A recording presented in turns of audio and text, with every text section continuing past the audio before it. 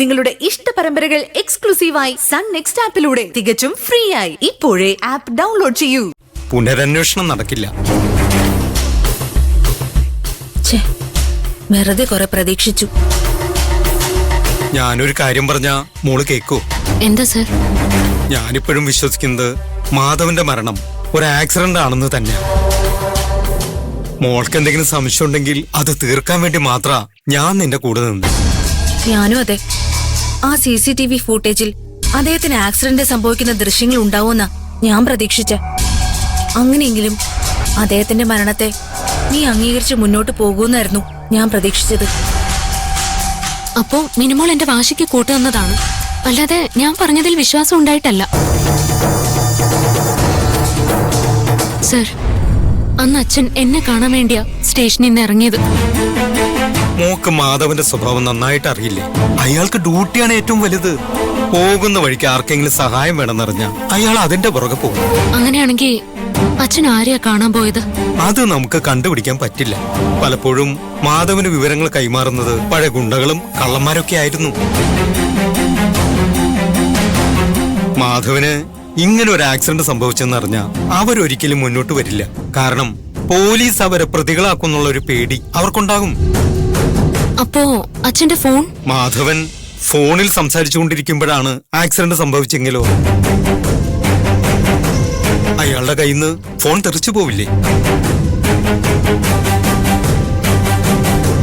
Accident സംഭവിച്ച സ്ഥലത്ത് കാടും ഇൻഫാമൊക്കെ അല്ലേ? ഫോൺ അവിടെ എവിടെയെങ്കിലും വീണ് പോവാലോ.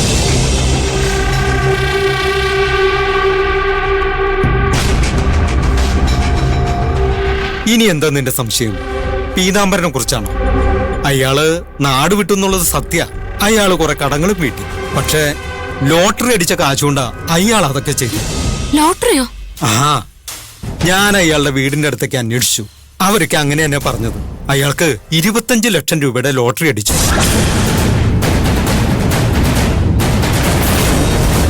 മോളെ, നിനക്ക് തോന്നിയ സംശയത്തിന് ബലമില്ലെന്നറിഞ്ഞിട്ടും ഞങ്ങൾ നിന്റെ കൂടെ നിന്നത് മാധവന്റെ മരണത്തെക്കുറിച്ചുള്ള സത്യം നീ അംഗീകരിക്കണം എന്നുള്ളതുകൊണ്ടാ. അതൊരു ആക്സിഡന്റ് മാത്ര. നമുക്ക് അതിന് വിധിയെ മാത്രം പഴിക്കാനാവും. നിന്റെ കുടുംബത്തിന് നിന്നെ ആവശ്യമുണ്ട്. അതുകൊണ്ട് തളരാതെ മുന്നോട്ട് പോണം. നിന്റെ പ്രശ്നങ്ങളെല്ലാം തീരാൻ പോവല്ലേ? നിനക്ക് നല്ലൊരു ഭർത്താവിനെ കിട്ടാൻ പോകുന്ന. അയാളുടെ കൂടെ സുഖമായിട്ട് ജീവിക്കുന്നതിനെ കുറിച്ച് സ്വപ്നം കണ്ട് നടക്കുന്ന സമയത്താ നീ അന്വേഷണമായിട്ട് നടക്കുന്ന. മിനിമോള് പറയുന്നതിലും കാര്യമുണ്ട്. നിന്റെ ശ്രദ്ധ ഇനി കല്യാണത്തിന് മേലെയായിരിക്കണം. കുറച്ചു ദിവസം വേണമെങ്കിൽ ലീവ് എടുത്തോ. ഒരുക്കങ്ങളൊക്കെ ചെയ്യാനുള്ളതല്ലേ? ഇപ്പൊ വേണ്ട സർ, കല്യാണത്തിന് ഇനിയും സമയമുണ്ടല്ലോ. ശരി. പിന്നെ മോളൊരു കാര്യം മറക്കരുത്. മാധവൻ മരിച്ചപ്പോ മോളെ പോലെ തന്നെ മഹിമയും മഹേഷും ഒരുപാട് വിഷമിച്ചിട്ടുണ്ട്. ഈ മരണത്തിൽ എന്തെങ്കിലും ദുരൂഹതയുണ്ടെന്ന് അവരോട് പറഞ്ഞാൽ അതവരെ കൂടുതൽ വിഷമിപ്പിക്കും. അവരെ വെറുതെ അങ്ങനെ വിഷമിപ്പിക്കണം. മാധവന്റെ മരണത്തിന് ശേഷം ആദ്യമായിട്ട് ആ വീട്ടിൽ നടക്കാൻ പോകുന്ന ഒരു നല്ല കാര്യ മോളുടെ കല്യാണം. മോളുടെ കുടുംബം അതിന്റെ സന്തോഷത്തിലാ. നീയായിട്ട് അത് തല്ലിക്കിടത്തരുത്. ഞാൻ എന്റെ കുടുംബത്തെ ഒരിക്കലും വേദനിപ്പിക്കില്ല സർ. ആ, മോക്ക് എന്ത് ആവശ്യമുണ്ടെങ്കിലും പറഞ്ഞാ മതി. ഞങ്ങൾ കൂടെ ഉണ്ടാകും.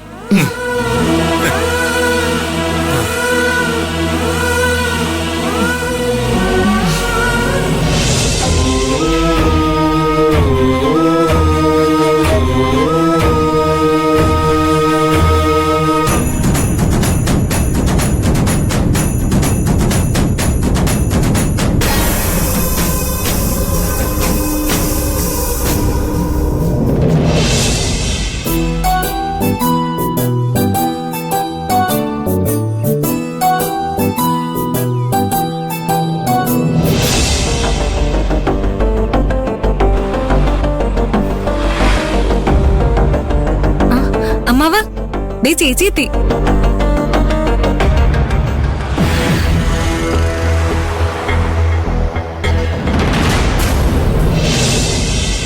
എന്തായി ചേച്ചി?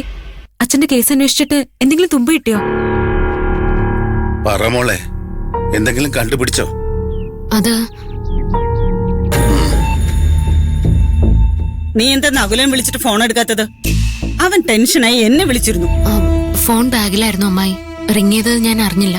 നാട്ടുകാരോരോ പ്രശ്നം പറയാൻ വിളിക്കുമ്പോ കൃത്യമായിട്ട് എടുക്കുമല്ലോ. പിന്നെ അവൻ വിളിക്കുമ്പോ മാത്രം എന്താ ഇത്ര ബുദ്ധിമുട്ട്? ഒരു കാര്യം ഞാൻ പറയാം, ഭാഗ്യം കൊണ്ട് മാത്ര നിനക്ക് ഇത്രയും നല്ലൊരു ആലോചന വന്നത്. ഇല്ലെങ്കിലേ ഗിരിയുമായിട്ടുള്ള നിന്റെ കഥകൾ കാരണം ഒരുത്തനെ നിന്നെ തിരിഞ്ഞു നോക്കില്ല. ഇങ്ങനെ ഓരോന്ന് ചെയ്തേ ആ ചെറുക്കനെ വെറുപ്പിച്ചാലേ അവനും കൂടെ കളഞ്ഞിട്ട് പോകും. പിന്നെ മൂത്ത് നരച്ചിവിടെ നിക്കത്തേ ഉള്ളൂ. ഇങ്ങനെ പ്രാഗല്ലേ എന്റെ ശോഭനെ.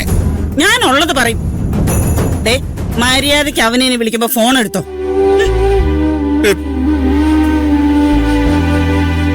ചേച്ചി അന്വേഷണം എവിടെ വരെ ആയിന്ന് പറ.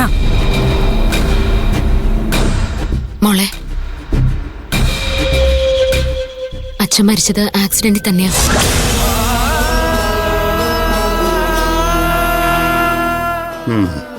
ഞാൻ കൂടുതൽ റിപ്പോർട്ടുകളൊക്കെ വായിച്ചു. അന്വേഷണം നടത്തിയ മറ്റു ഓഫീസർമാരും ഒക്കെ ആയിട്ട് സംസാരിച്ചു. പിന്നെ പോസ്റ്റ്മോർട്ടം നടത്തിയ ഡോക്ടറുടെ അഭിപ്രായം ഞാൻ ചോദിച്ചു. എല്ലാവരും പറഞ്ഞത് അതൊരു ആക്സിഡന്റ് തന്നെയാണെന്നോ.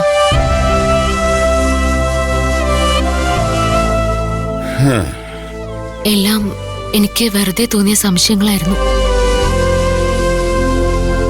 നിനക്ക് വിഷമായോ?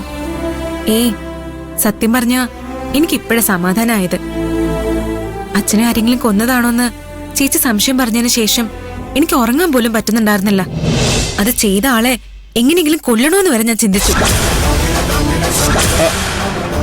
തെറ്റാണെന്ന് അറിയാം, പക്ഷെ അപ്പൊ എനിക്ക് അങ്ങനെയാ തോന്നിയത്. മോളെ, നമ്മുടെ അച്ഛനെ ആരും കൊന്നതല്ല.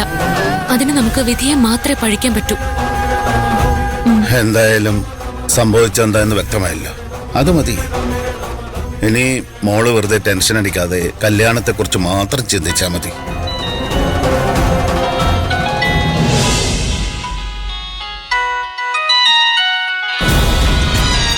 ആരാ ചേച്ചി? ദേ നഗുലേട്ടൻ വിളിക്കുന്നുണ്ടല്ലോ. എടുക്ക് ചേച്ചി. ഞാനൊന്ന് ഫ്രഷ് ആയിട്ട് തിരിച്ചു വിളിച്ചോളാം. ഫോണിൽ സംസാരിക്കാൻ എന്തിനാ ഫ്രഷ് ആവുന്നേ? അവൻ രാവിലെ തൊട്ട് വിളിക്കല്ലേ, സംസാരിക്കും. സംസാരിക്കുമല്ലേ?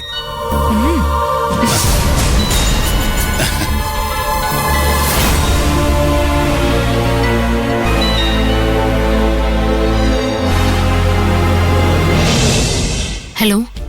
ഹലോ. ഭയങ്കര ബിസിയാണെന്ന് തോന്നുന്നു. ഞാൻ രാവിലെ മുതൽ വിളിക്കാം. സോറി, സ്റ്റേഷനിൽ കുറച്ച് തിരക്കുണ്ടായിരുന്നു. കല്യാണം കഴിഞ്ഞാലേ ഈ തിരക്കൊന്ന് കുറച്ച് കുറയ്ക്കണം കേട്ടോ. ആദ്യം കുടുംബം, പിന്നെ ജോലി, അത് മതി. എന്തിനാ വിളിച്ചേ? അയ്യോ, അത് പറയാൻ മറന്നുപോയി. നമ്മുടെ വെഡിങ് കാർഡിന്റെ ഡിസൈൻ റെഡി ആയിട്ടുണ്ട്. അതിനെക്കുറിച്ച് മഞ്ജുവിന്റെ അഭിപ്രായം അറിയാനാ വിളിച്ചേ. എനിക്ക് ഏതായാലും കുഴപ്പമില്ല. അങ്ങനെ പറഞ്ഞാൽ ശരിയാവോ?